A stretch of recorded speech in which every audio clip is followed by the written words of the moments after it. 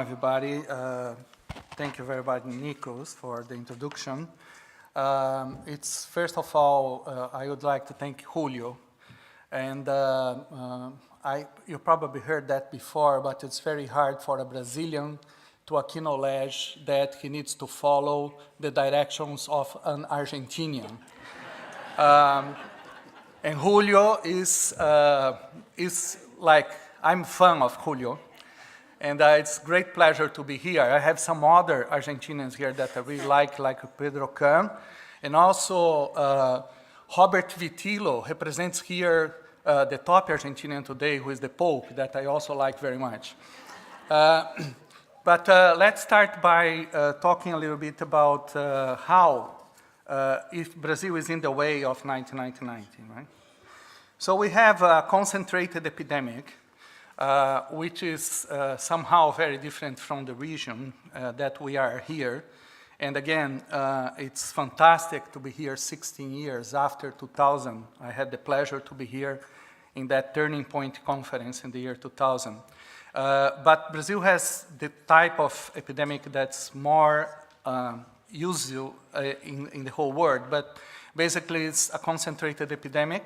We have 0.4 in the general population, 10.5 among men who have sex with men, 8% among girls who use crack cocaine, and 4.9 among sex workers. Similar to Thailand, we don't have the data about trans people, but this year, the national government is supporting the first research ever in Brazil that directly to trans people. Before, we always did trans mix-up with men who have sex with men, which is a big mistake, and we are trying to correct that now. So we have 8 to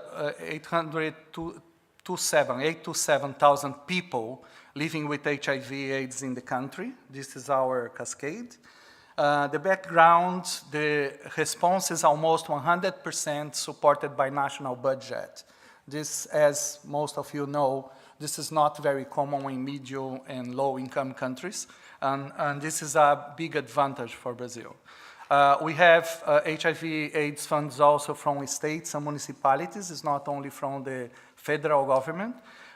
We have universal access to ARV since 1996, from first, second, and third line.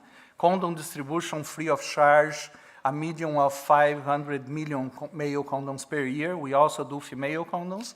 You have a rapid increase in the use of rapid tests, mainly in primary health care. Only last year was 6 million in the whole country. So our strategy to confront the epidemic in the last few years has been the combination prevention. And we are trying to do all the steps of combination prevention. And the last one that is in course, is in process, is PrEP. So in terms of testing, we are doing testing from rapid tests to regular tests, oral fluid, self-testing is under implementation. And the novelty in the last 3 years was the engagement of NGOs in the expansion of tests for key populations. And that was extremely crucial for us. Because we need to focus in a concentrated epidemic where the epidemic is. So in terms of guidelines, we developed in December of 2013 the guidelines of test and treat. And since then, we did a lot of challenges in terms of the guidelines. One of the most important was the implementation of a fixed dose combination, but also the platforms online that could support doctors to learn from the guideline very soon, as well patients to understand and follow up their adherence. So in terms of initiating treatment by regimens a year, you can see that in 2016 so far, we got 87% in first line, about 13% in second line, and 0.2% in third line. As you can see, third line this year and progressively is becoming less and less important and probably related to the fixed dose combination. So the number of people on ART increased from 2010 to now in 184%. And until until the June, 3rd of June of 2016, we have 73,000 people under ART. In terms of the reduction of gap, this is a very important follow-up. We developed an information system that could follow people who is in treatment, is in services, but are not receiving ARV. And so our strategy was to communicate the services and the doctor who is taking care of the patient on why he was not following the guidelines. And this is a big challenge because sometimes you have beautiful guidelines, but health professionals resist to prescribe because they have a very old-fashioned concept.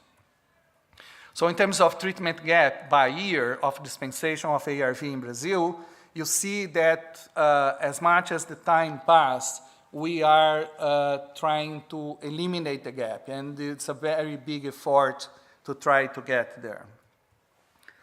So when we consider the median CD4 count pre-treatment, in the last 3 years, in particular, since the implementation of the new guidelines, 2014, 2015, and already 2016, we got a lot of people, more than around 40%, 39% in this year, already starting ARV with over 500 in terms of CD4.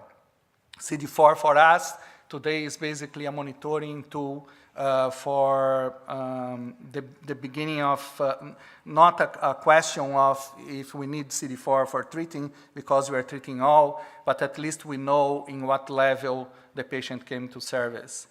So when we talk about the suppression of viral load, again, it's progressing. And after the implementation of the new protocol, it became even better, the suppression of viral load year per year.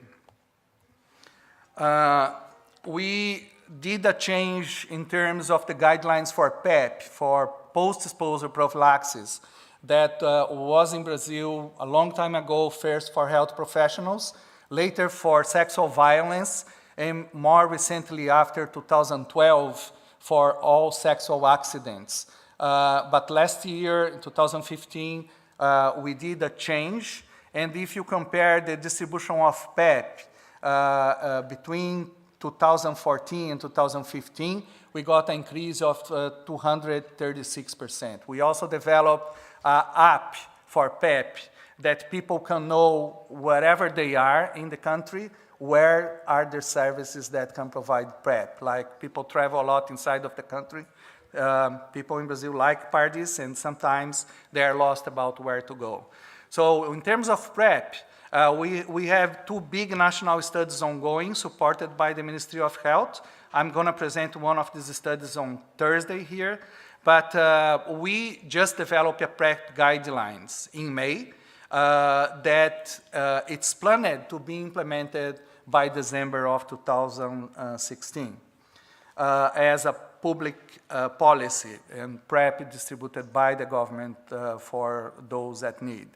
So in terms of targeting youth, I heard from many colleagues here that that's a very key population all over the world, is where the epidemic is still popping up, is still important, and we developed a very specific strategy for young people that was a capacity building for activists, involving about 140 people all over the country. We have more than 1,000 registrations for this. Young people is very interested.